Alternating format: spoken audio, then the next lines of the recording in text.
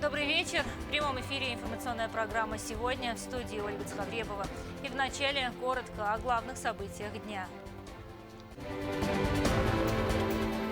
Жители ждут не дождутся. Добираться до села Тинагар станет значительно проще.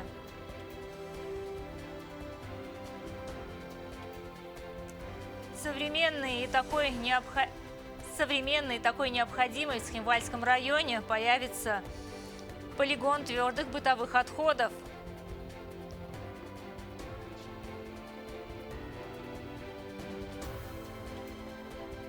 Красота и доброта спасут мир. Ансамбль «Ирон» стал победителем Международной олимпиады по хореографии.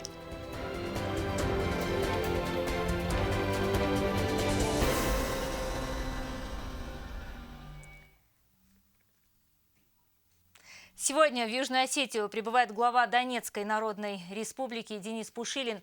В рамках официального визита завтра пройдут переговоры президента Южной Осетии Анатолия Бибилова и главы ДНР Дениса Пушилина, а также встреча делегации в расширенном формате. Денис Пушилин также примет участие в мероприятиях, посвященных празднованию Дня Республики. К другим темам. Долгожданное строительство. В скором времени от села Гром до Тинагара можно добраться будет не в 2, а даже в 3 раза быстрее. Полным ходом идет ремонт дороги. Завершить планирует к концу осени. Регина Черткоева расскажет подробности. Вся дорожная техника республики сосредоточена на участке Гром-Тинагар. Свыше 50 единиц техники работает на этом участке. Строительство этого важного объекта подходит к завершающему этапу. Работы по капитальному ремонту дороги начались весной этого года. Рабочие делают все возможное, чтобы завершить все работы в срок, к концу ноября текущего года. Дорога протяженностью в 15 километров облегчит жизнь жителей села Тинагар. Теперь они смогут доехать до дома за короткое время. Основание дороги уже готово. Сейчас мы приступили к укладке так называемой дорожной одежды. Все работы идут по графику и в срок. Задействована вся рабочая техника Дорекспостроя. Если погодные условия позволят, совсем скоро дорога будет сдана в эксплуатацию. На дороге Гром-Тинагар 2 аварийных участка. Здесь будут построены подпорные стены, чтобы обезопасить участников дорожного движения. Работы идут полным ходом. Мы должны сделать все, чтобы дорога была безопасной для автомобилистов. Из-за неустойчивости грунта мы должны построить подпорные стены на 2 участках, чтобы предотвратить сползание почвы. В работах задействовано около 50 единиц техники и столько же рабочих. Работают по обоим направлениям. У села Тинагар строится и новый мост. Мы приступили к строительству моста протяженностью 50 метров. Работы еще много. Мы сделаем все возможное, чтобы не отставать от графика. Дорогу должны сдать в эксплуатацию в ноябре текущего года. Дорожники заверили, все работы выполняются качественно. Регина Черткоева, Аида Кочева, Зарема Арсоева. Информационный выпуск «Сегодня». Комитет государственной безопасности Республики Южная Осетия информирует о том, что в связи с проведением торжественных мероприятий, приуроченных ко Дню Республики Южная Осетия, с 20 часов 18 сентября до 6 часов 22 сентября планируется временное прекращение работы места пересечения госграницы с Грузией Перею. К другим темам. В Схимвальском районе появится полигон твердых бытовых отходов. В скором времени мусор будут отвозить туда. Он будет утилизироваться по специальной технологии. Специалисты постараются минимизировать загрязнение, прилегающей к полигону территории. Для этого закупят установку для брикетирования мусора. Она будет прессовать отходы. Роза Тедеева продолжит тему. На окраине приграничного села Ирыка приступили к решению многолетней проблемы. Месяц назад здесь начались работы по выемке грунта под обустройство полигона твердых бытовых отходов. Строительство полигона было внесено в инвестиционную программу. Администрацией Схимвальского района выделено 12 гектаров земли. В первую очередь приступили к устройству котлована, где впоследствии будут складировать отходы. Общий объем грунта, который предстоит выкопать, это порядка 90 тысяч кубов. Размеры котлована 84 на 187 метров, где-то 15 600 квадратов. Сейчас идет выемка грунта до проектной отметки, потом будет устройство дна котлована, будет засыпана глина, потом устройство пленки полиэтиленовой, чтобы фильтрат от мусора не поступал в почву. Также эта пленка будет сверху защищена дополнительным слоем грунта 30 сантиметров.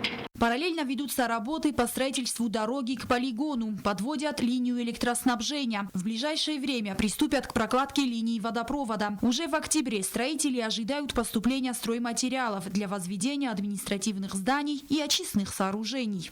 Будет построено административное здание со всеми помещениями, столовыми, санузлами. Также у нас предусмотрена весовая, пункты мойки колес автотранспорта, чтобы уже с полигона машина выезжала в город чистая. Также станции очистки ливневых вод, дренажных вод. Твердые бытовые отходы будут утилизироваться по специальной технологии. Главное требование – минимизировать загрязнение прилегающей к полигону территории. Для этого будет закуплена специальная установка для брикетирования мусора, где он будет прессоваться. Ожидается, что этот мусор будет перерабатываться и складироваться в брикеты. И уже брикеты будут привозиться сюда на место и будут складироваться здесь в котловане.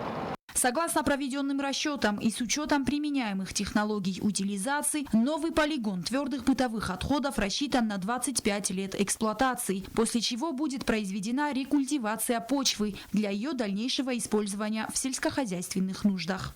Роза Тедеева, Ринат Медоев, информационный выпуск сегодня. Сейчас на улице Московская проходит генеральная репетиция парада, который состоится 20 сентября, в День Республики. Парад посвящен 29-й годовщине образования Республики Южная Осетия. В рядах парада насчитывается порядка 500 военнослужащих и около 40 единиц техники. Генеральный прогон состоялся под руководством министра обороны Ибрагима Гасеева и начальника генерального штаба Виктора Федорова.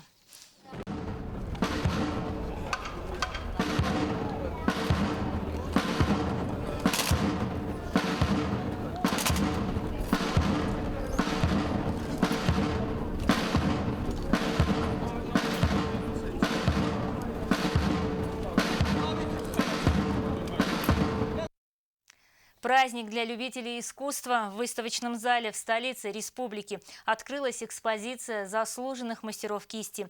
Оценить полотна может любой желающий. Вход свободный с 10 до 16 часов каждый будний день. Работа выставки продлится до 15 октября. Наш корреспондент Агунда Губозова была в числе первых посетителей. В Республиканском выставочном зале сегодня состоялось открытие выставки кандидатов на премию КОСТА. Здесь представлено около 60 работ, все они выполнены в самых разных стилях. В Цхинвале открылась выставка заслуженных художников республики Алана Бекоева, Роберта Хубаева и народного художника Ирбега Алборова. Художники выдвинуты на соискание премии КОСТА Союзом художников. Графика, живопись, портреты, скульптуры. Здесь выставлены лучшие работы. Алан Бекоев выставил мемориальный памятник Нафиджу Сойта. Роберт Хубаев на выставке представил «Хахет, боль Осетии, осень в горах» и бюст Владимира Икаева в селе Дменис. Ирбек Алборов 2 серии графических работ к произведениям Костахи Тагурова и нарскому эпосу. Экспозицию будет оценивать комиссия на премию КОСТА. Она состоит из 16 человек. Победителя будут выбирать путем тайного голосования. Член комиссии Тамерлан Цхавребов рассказал, на что они обращают внимание в первую очередь. Oyvoda midagən iştirdər orğis odam xsanın kəmən iştirdər rezonans rotto iştirdər təxcə kəməni bi bira formatay bira فلدر نو ارمست کستای ناو افتا فلدر چی بافده بون کتا اومای در ناو فلجه ایمینا ایرستونم ما ایرونادم ما منن پاچه خودن فلدر کلتورا میدک در ما آیواده میدک در اشتر فرم چی بخواستم تخ چی بخواستم جا اشتر در فت چی نواجه حوش آخم کست. В области искусства на получение премии претендует и художественный руководитель Госдрамтеатра Тамерлан Зуцев за режиссерскую работу по постановке спектакля «Фатима». Художественный руководитель оркестра народных инструментов Айзал Днинавалиева за музыкальную композицию «В горах». Присуждение премии будет 15 октября в день рождения Костахи Тагурова. Государственная премия имени Костахи Тагурова в области литературы литературы, искусства, публицистики, осетинской филологии и исторических наук присуждается за выдающиеся творческие достижения и значительный вклад в культуру Республики Южная Осетия в области литературы, искусства, публицистики, осетинской филологии и исторических наук. Премия в размере 350 тысяч рублей присуждается раз в 5 лет по нескольким направлениям.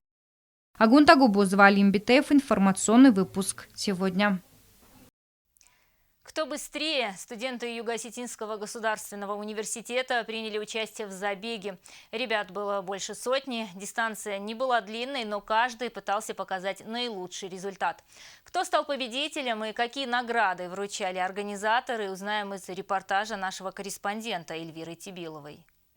Студенты Юго-Осетинского государственного университета в преддверии празднования Дня Республики совершили массовый забег. Студенты двух начальных курсов всех факультетов университета в количестве 150 человек пробежали дистанцию чуть больше километра. Спортивное мероприятие организовано кафедрой физического воспитания. Мы хотим, чтобы это каждый год мы проводили, каждый год. Мы еще, может быть, подумаем, осенний, весенний кросс тоже можно будем проводить. Забег проходил в 2 этапа. В первом этапе принимали участие девушки, а во втором – парни. Победителем кросса среди девушек стала студентка 2-го курса факультета юриспруденции Екатерина Битьева. Вторым прибежала студентка 1-го курса факультета педагогики и методики начального образования Нона Кудухова. 3-е место заняла уроженка Абхазии, студентка 1-го курса факультета психологии Таниела Ашуба. По словам призерши, она с детства принимает участие в различных соревнованиях, а учиться в Южную Осетию она приехала по настоянию подруги матери. Мне очень понравилось, и 6 дней назад, когда нам сказали, что будет кросс, я прям очень ждала, готовилась. Я часто участвовала в примерно таких же кроссах, забегах, и мне это всегда нравилось, и я еще планирую на будущий год выигрывать и побеждать на других участиях. То есть, допустим, будут какие-то шахматные турниры, там я тоже буду, волейбольные. То есть я пытаюсь участвовать везде. Мне стало интересно, осетинский вуз, подруга мама сказала, и вот я приехала, мне здесь понравилось, я осталась. Экзамены сдала без проблем. Психологию увлекалась всегда и буду увлекаться, это все мои интересы. Так что с 13 лет читаю, почему бы не поступить. Присущий любому виду соревнований спортивный азарт и удовольствие от мероприятия получили и те, кто не вошел в тройку лидеров. Я участвовала в забеге вместе с друзьями, но, к сожалению, не смогла выиграть. Приму участие в следующем году и обязательно выиграю. Мне приятно, что среди победителей есть студентка нашего факультета. Хочу поздравить ее и всех призеров массового соревнования. 1-е место среди парней занял Давид Бестаев, студент 2-го курса факультета юриспруденции. 2-е – Рауль Габулов, студент 1-го курса факультета истории и международных отношений. 3-е место – Георгий Дрияев, студент 2-го курса факультета прикладной математики и информатики. Победители были награждены грамотами и медалями. Главные призы, переходящие кубки, забрали юристы. Награду победителям вручили помощник президента по вопросам спорта Руфин Жиоев и старшие преподаватели кафедры физвоспитания. Для безопасности участников спортивного мероприятия было перекрыто несколько столичных улиц. На переулках дежурили сотрудники дорожно-патрульной службы и сотрудники медчасти университета. Это кросс, посвященный Дню Республики. И проводит его наш факультет физического воспитания, кафедра физвоспитания, кафедра теории и методики физвоспитания, спортивный клуб «Буревестник». Это все наши составляющие нашего факультета. Мы считаем, что это очень хорошее мероприятие. Студенты с удовольствием принимают участие в этом кроссе. Имеет значение не только оздоровительное значение, но и такое, скажем, воспитательное значение, потому что развивается чувство ответственности, патриотизма, развивается общность такая хорошая у студентов, дружба, так скажем. И с хорошим настроением мы хотим провести это мероприятие. Массовый кросс проводится во 2-й раз. Организаторы хотят сделать спортивное мероприятие по легкой атлетике традиционным, с привлечением еще большего количества участников. Эльвира Тибилова, Азиз Багаев, Зарима Ашсоева. Информационный выпуск сегодня. Детский танцевальный ансамбль «Ирон» занял первое место на Международной олимпиаде по хореографии «Красота и доброта спасут мир». Мероприятие проходило в Сочи с 14 по 18 сентября. Основная цель прошедшей танцевальной олимпиады – выявление и всесторонняя поддержка наиболее талантливых, ярких и перспективных хореографических коллективов. Осетинские танцоры из ансамбля «Ирон» представили на сцене 2 танцевальных номера «Симт» и «Горский».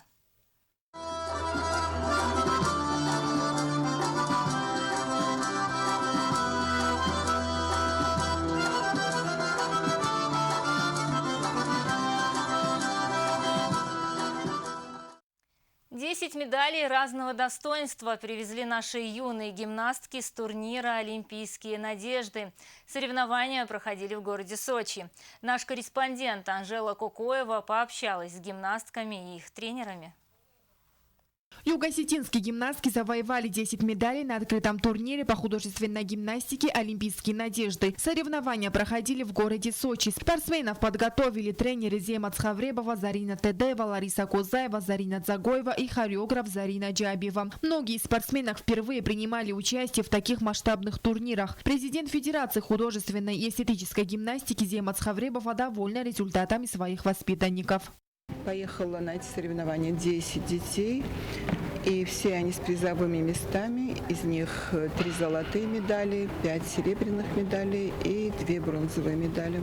Хотела бы выразить свою благодарность нашему уважаемому президенту Анатолию Ильичу Бибилову за финансовую помощь, за заботу о нас, благодаря которой мы можем осуществлять такие мероприятия и ездить на соревнования, показывать результаты. Первые места на открытом турнире заняли Валерия Пухаева, Вероника Абаева и Виктория Алборова. В шаге от победы оказалась и кандидат в мастера спорта Диана Кокоева.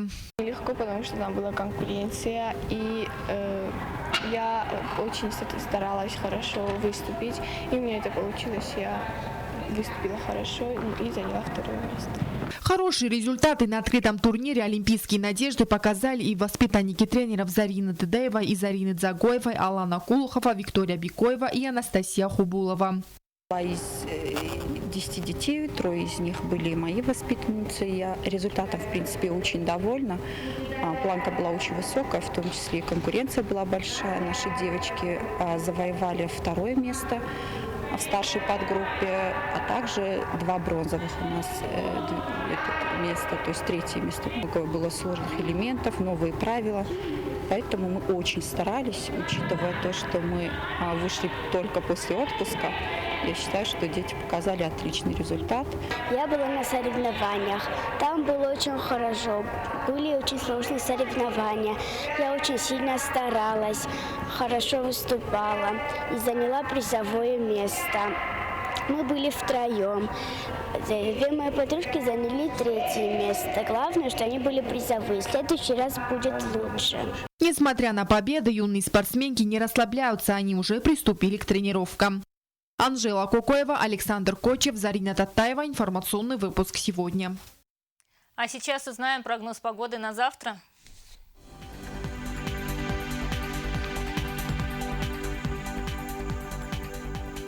В республике будет ясно. В Знаурском районе днем плюс 20, ночью плюс 8. В Дзауском районе днем 23 градуса тепла, ночью 8. В городе Квайса днем плюс 21, ночью плюс 12. В Ленигорском районе днем 24 градуса тепла, ночью 13. В столице республики в Цхинвале днем плюс 25, ночью плюс 9. На этом наша программа подошла к концу. Напоминаю, мы работали в прямом эфире. Я Ольга Цхавребова. Благодарю вас за внимание и прощаюсь с вами. До свидания.